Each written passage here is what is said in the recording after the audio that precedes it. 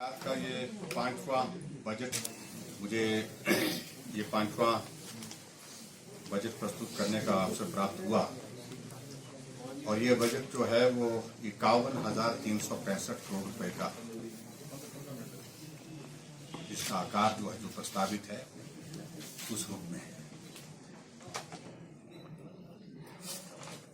और जहां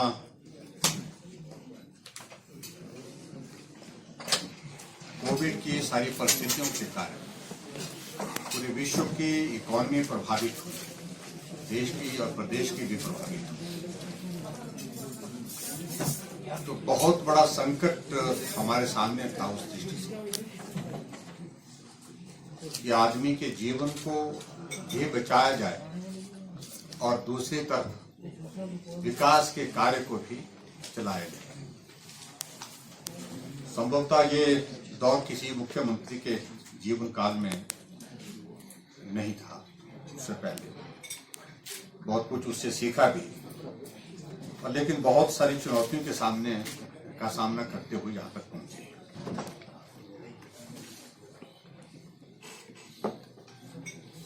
और जहां तक अगर हम अपनी अर्थव्यवस्था की अगर हम बात करें, मैं देख रहा हूं कि अब बहुत तेजी से हमारी प्रदेश की जो आर्थिकी जो कोविड के कारण प्रभावित हुई थी, अब धीरे धीरे वो पटरी पर आ रही है।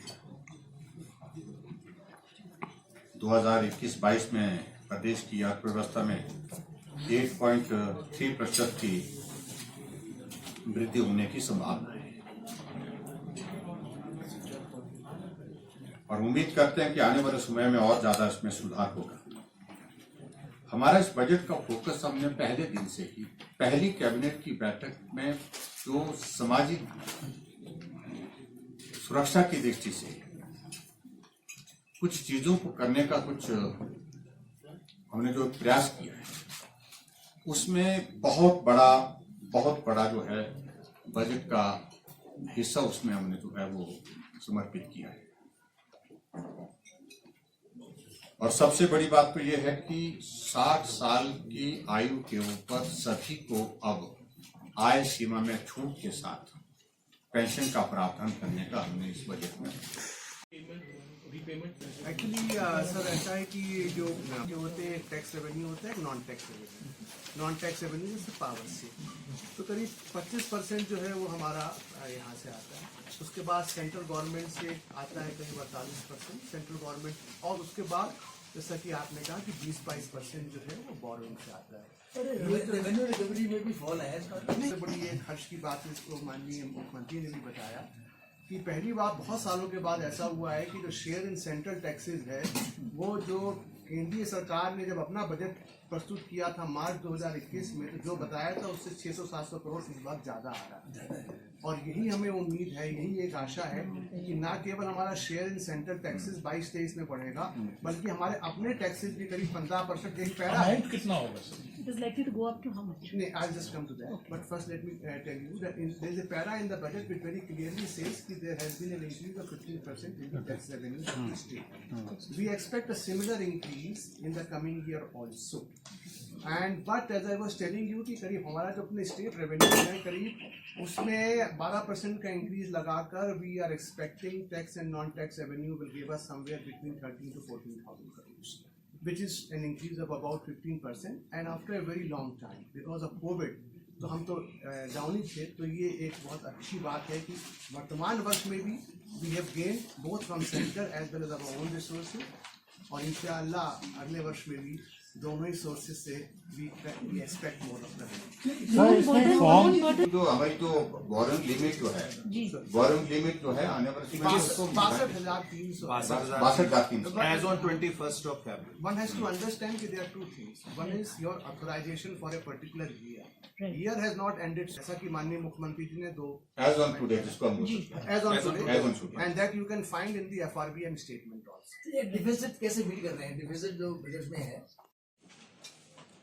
और उसी तर्ज पर अगर आगे हम बढ़ करके कहें, जो हिम केयर की हमने योजना चलाई, उस हिम केयर के योजना को भी एक मुकाम तक पहुंचाया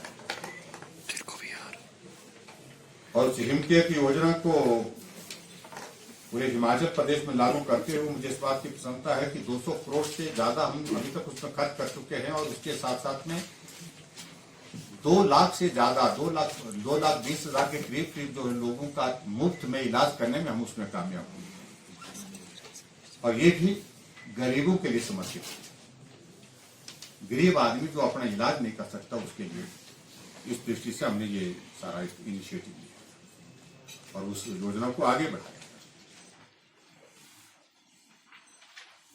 और इसके अतिरिक्त आप देखेंगे सारे जितने भी हमारे छोटे छोटे एक दिहाड़ीदार की दिहाड़ी बढ़ाना, और अब की बार मैं समझता हूं कि शायद मेरे में आज तक के इतिहास में 50 रुपए की इंक्रीज आज से पहले कभी नहीं हुई है एक साल।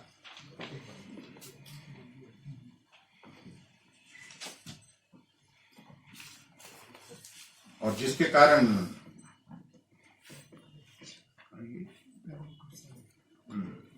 एम्प्लॉयज हैं उनको भी उसमें लाभ मिलेगा।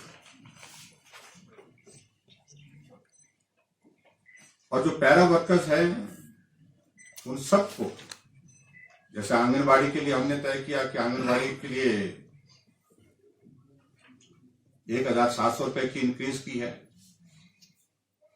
और हमारे ही कार्यकाल में 4,500 की इंक्रीज की है। आशा वर्कर के लिए 1,825 रुपए की इंक्रीज की है, ये भी उनके इसमें जो है सबसे बड़ी इंक्रीज आज तक के इसमें है। और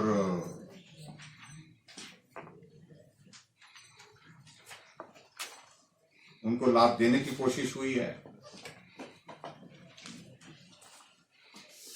दिहाड़ीदार की अगर 50 रुपए के हिसाब से हम बात कहें, जिसका मैंने जिक्र अंदर भी कर लिया है, उस पे मैं यही कहना चाहूंगा कि अब दिहाड़ी जो है वो 350 रुपए हो जाएगी, और हमारे ही कार्यकाल में 4,200 रुपए प्रति माह का लाभ एक दिहाड़ीदार को इन 4 वर्षों में, जहां हम पेंशन पर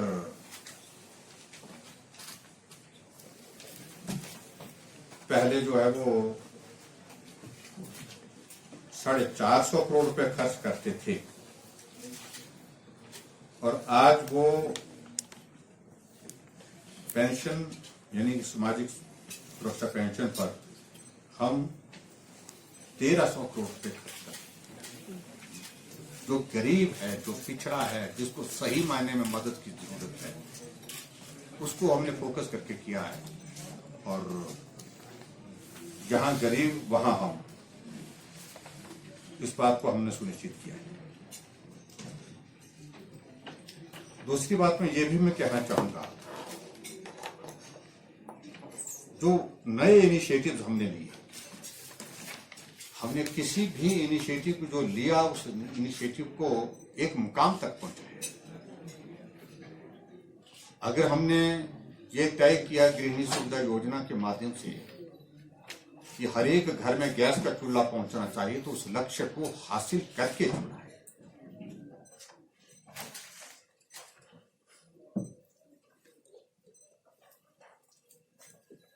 और उसमें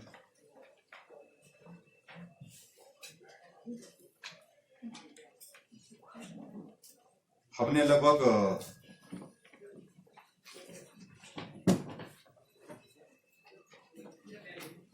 3,25,000 गैस के कनेक्शन दे करके उस लक्ष्य को पूरा किया। 3,25,000 के लगभग चाहिए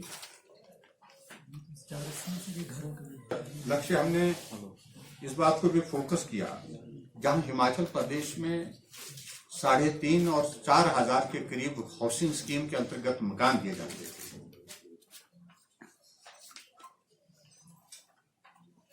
वहां हमने अब की बार 22-23 में जो है वो 13,000 आवास जो है वो देने का हमने एक लक्ष्य निर्धारित किया है। हम कई गुना उससे ज्यादा बढ़े। हालांकि हिमाचल प्रदेश में इस बात से हम सहमत है कि हर आदमी के पास घर है, लेकिन किसी के पास अच्छा घर हो, इस बात को सुनिश्चित करने की दृष्टि से। और 22,000 लोगों को हम जो है वो अभी तक जो है वो हाउसिंग स्कीम के अंतर्गत मकान दे चुके हैं।